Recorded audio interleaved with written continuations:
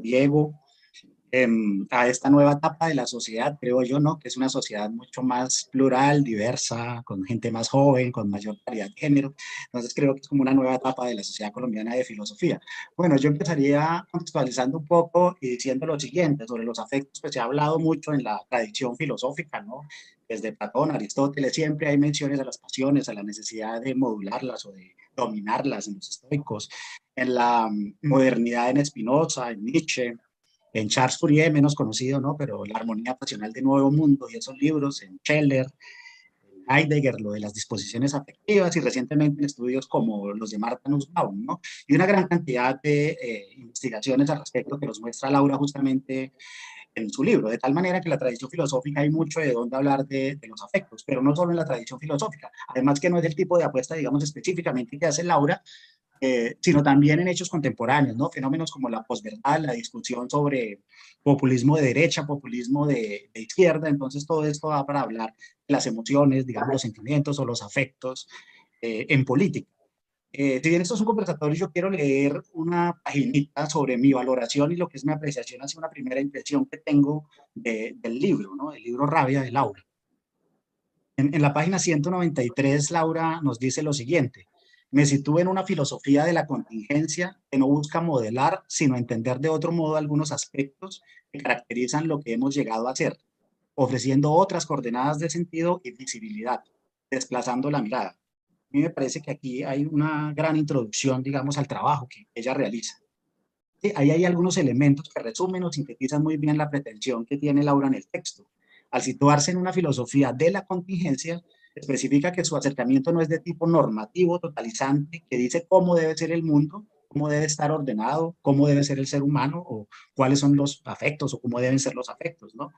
Este tipo de acercamientos totalizantes rehuyen la riqueza de la experiencia, de los conflictos, ¿no? Y ahí que el libro apueste por pensar distintas configuraciones afectivas del presente, digamos, configuraciones afectivas actuales, para dar cuenta de muchos problemas y de las lógicas afectivas que nos atraviesan y que atraviesan el mundo capitalista, que atraviesa la coyuntura colombiana, ¿no?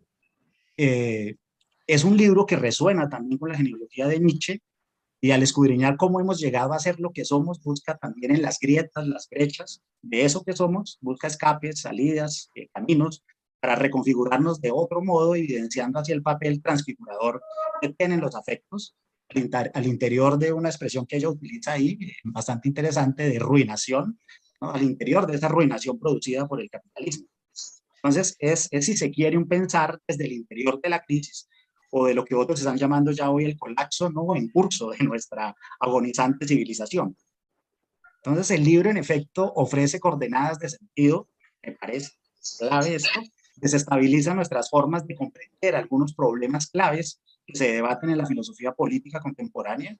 El libro cuestiona la manera en que entendemos tradicionalmente los afectos, perturba ciertos conceptos, ciertas miradas, y nos incita a ver de otro modo, más que ver, como ella ha dicho, a entender, a atender a la complejidad, a atender a la complejidad del fenómeno afectivo, esto de hacerle justicia intelectual al fenómeno afectivo.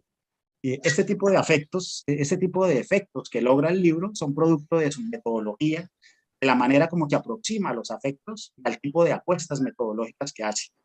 Aquí la metodología opta por un acercamiento interdisciplinar que acude a la literatura, a la antropología, a la etnografía, a las ciencias biológicas, a los clásicos de la filosofía.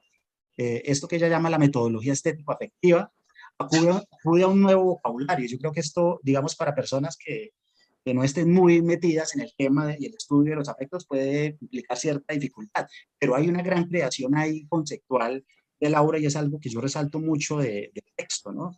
De conceptos como constelación, ensamblajes, coordenadas afectivas, configuraciones afectivas vitales, configuraciones afectivas no vitales, economías afectivas, composiciones, lógicas inmunitarias, consensualismo inmunitario, consensualismo estético, regímenes sensoriales, entrecruzamientos y contaminaciones afectivas, pliegues, repliegues, resquicios, intersticios, brechas, grietas, rendijas, reversiones, torsiones, etcétera, son importantes para dar cuenta, digamos, de un fenómeno tan sinuoso, ¿no? Un fenómeno tan escurridizo, difícil de decir, que son los afectos.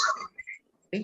Si los afectos son un fenómeno difícil, la autora realiza, me parece, un gran esfuerzo para dar cuenta de esa heterogeneidad, de liabilidad, de ambivalencia, complejidad que tienen los afectos. Yo por eso considero que es un libro único en la práctica filosófica colombiana, en el quehacer filosófico colombiano, en el panorama filosófico colombiano.